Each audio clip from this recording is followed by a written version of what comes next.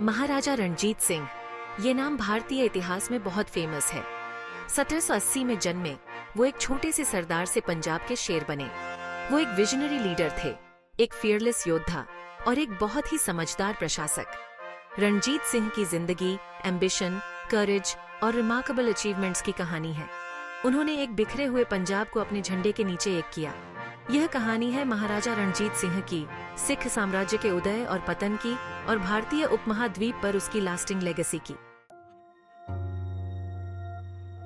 रणजीत सिंह का बचपन मुश्किलों और अपॉर्चुनिटीज दोनों से भरा था।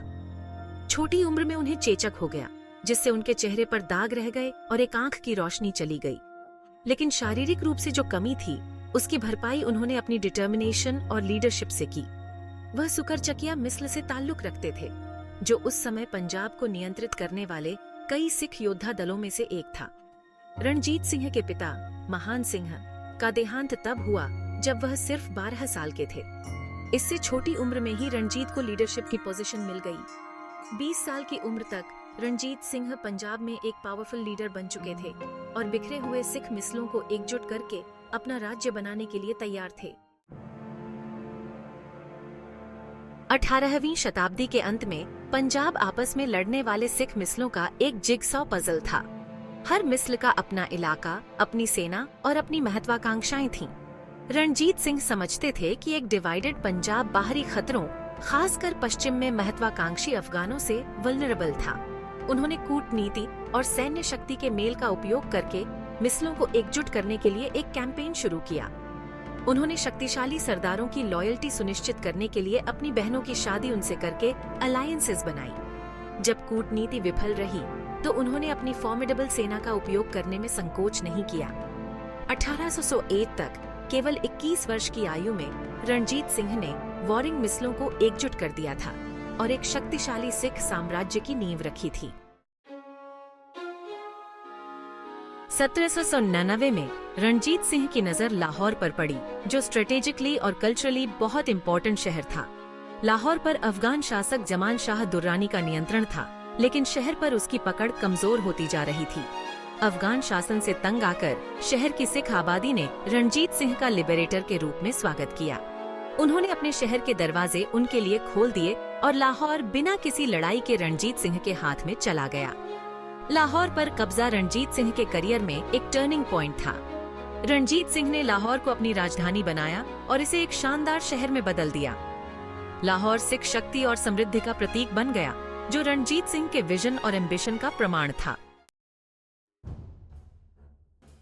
लाहौर को अपना बेस बनाकर रणजीत सिंह एक्सपेंशन के लिए निकल पड़े। उन्होंने कई लड़ाइयों में अपनी सेनाओं का नेतृत्व किया और सिख साम्राज्य का विस्तार चारों दिशाओं में किया। उत्तर में उन्होंने जम्मू और कश्मीर को जीतकर इन पहाड़ी क्षेत्रों को अपने राज्य में मिला लिया। उन्होंने अफगानों के खिलाफ कई कैंपेन्स लड़ी, उन्हें खैबर दर्रे के पार धकेल दिया और अपनी पश्चिमी सीमा को सुरक्षित कर लिया। उनकी सबसे महत्वपूर्ण जीत 1818 में मिली, जब उन्होंने दक्षिणी पंजाब के एक रणनीतिक रूप से महत्वपूर्ण शहर मुल्तान पर कब्जा कर लिया। रणजीत सिंह का साम्राज्य अब पश्चिम में खैबर दर्रे से लेकर पूर्व में सतलुज नदी तक और उत्तर में कश्मीर की तलहटी से लेकर दक्षिण में सिंध के रेगिस्तान तक फैला हुआ था। वह उत्तर पश्चिम भारत के सबसे शक्तिशाली शासक बन गए थे, जिनसे उनके पड़ोसी डरते थे और उनका सम्मान करते थे। रणजीत सिंह की सैन्य सफलताएं काफी हद तक सिख खालसा सेना की ताकत और एफिशिएंसी की वजह से थीं। उन्हें विरासत में सिखों की युद्ध परंपराओं में ढली हुई एक फाइटिंग फोर्स मिली थी, लेकिन उन्होंने इसे एक आधुनिक सेना में बदल दिया, जो इस रीजन में सबसे अच्छी सेना थी। उन्होंने अपने सैनिकों को नई सैन्य तकनीकों और रणनीति में प्रशिक्षित करने के लिए यूरोपियन ऑफिसर्स को नियुक्त किया, खासकर फ्रांस और इटली से। उन्होंने अपने तोपखाने के आधुनिकीकरण में भारी निवेश किया। यूरोपियन मैन्युफैक्चरर्स से तोपें और बंदूकें खरीदी। सिख खालसा सेना अपने डिसिप्लिन, ऑर्गेनाइजेशन और फायर पावर के लिए जानी जाती थी।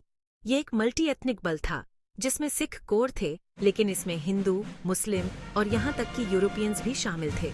रणजीत सिंह मेरिटोक्रेसी में विश्वास करते थे। वे सैनिकों को उनके कौशल और वफादारी के आधार पर प्रमोट करते थे, चाहे उनकी रिलीजियस बैकग्राउंड कुछ भी हो।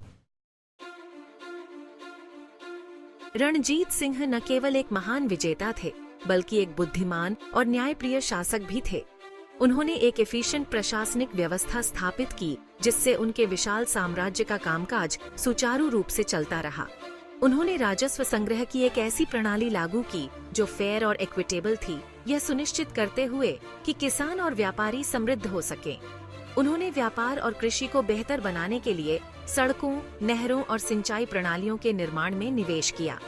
रणजीत सिंह के शासन की एक हॉलमार्क उनकी रिलीजियस टॉलरेंस थी। खुद एक धर्मनिष्ठ सिख होने के बावजूद वह सभी धर्मों का सम्मान करते थे और अपनी सब्जेक्ट्स के साथ समान व्यवहार करते थे, चाहे उनका धर्म कुछ भी हो।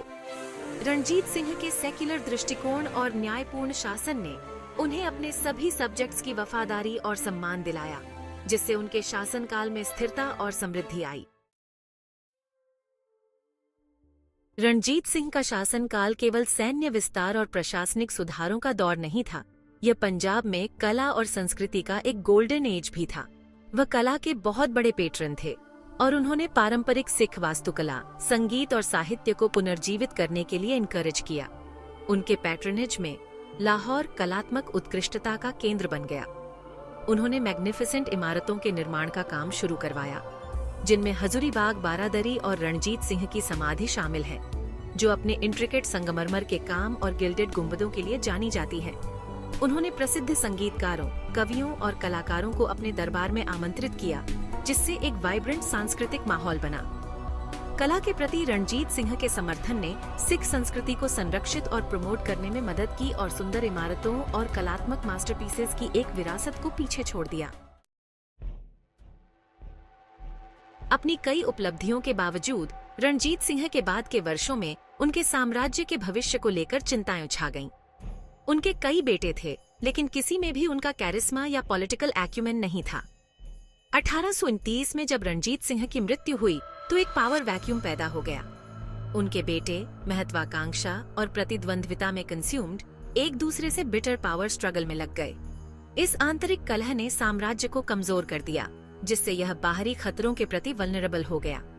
कभी एकजुट रहा सिख साम्राज्य कोर्ट इंट्रीग्स, हत्याओं और शॉर्ट लिव्ड शासनों से टूट गया।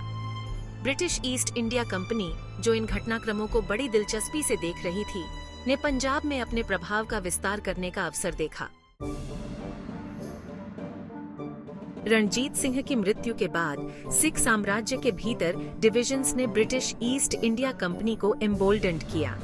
अंग्रेज, जो पहले ही भारत में विशाल क्षेत्रों पर नियंत्रण कर चुके थे, ने कमजोर सिख राज्य को अपने डोमिनियन का विस्तार करने के अवसर के रूप में देखा। 1845 में अंग्रेजों ने सिखों के साथ एक युद्ध छेड़ दिया, जिसे फर्स्ट एंग्लो सिख वॉर के रूप में जाना जाता है। सिख खालसा सेना फॉर्मिडेबल तो थी, लेकिन इंटरनल डिविजन्स और खराब नेतृत्व के कारण हैम्पर थी।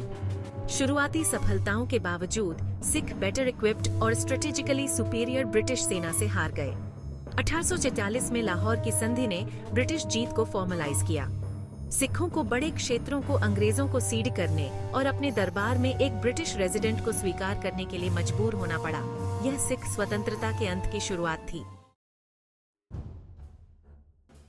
सिख साम्राज्य, हालांकि यह अपेक्षाकृत कम समय तक चला, लेकिन भारत के इतिहास पर एक इंडेलिबल मार्क छोड़ गया। पंजाब के शेर महाराजा रणजीत सिंह एक टावरिंग हस्ती बने हुए हैं, जिन्हें उनकी सैन्य प्रतिभा, प्रशासनिक एक्यूमेन और सेक्युलर दृष्टिकोण के लिए याद किया जाता है। उन्होंने एक विभाजित पंजाब को एकजुट किया और एक शक्तिशाली साम्राज्य बनाया, जो कई दशकों तक विदेशी आक्रमणों के खिलाफ एक बुलवर्क के रूप में खड़ा रहा। उनका शासनकाल शांति, समृद्धि और सिख संस्कृति के फ्लरिशिंग के लिए जाना जाता है। हालांकि उन्होंने जो साम्राज्य बनाया था, वह अंततः इंटरनल स्ट्राइफ और ब्रिटिश साम्राज्यवाद के आगे सकम कर गया, लेकिन उनकी विरासत आज भी सिखों और गैर सिखों की पीढ़ियों को प्रेरित करती है। धार्मिक सहिष्णुता, न्याय और सुशासन के उनके आदर्श आज भी प्रासंगिक हैं। सिख साम्राज्य की कहानी इस बात की याद दिलाती है कि मोस्ट पावरफुल साम्राज्य भी डिक्लाइन और फॉल से अछूते नहीं हैं।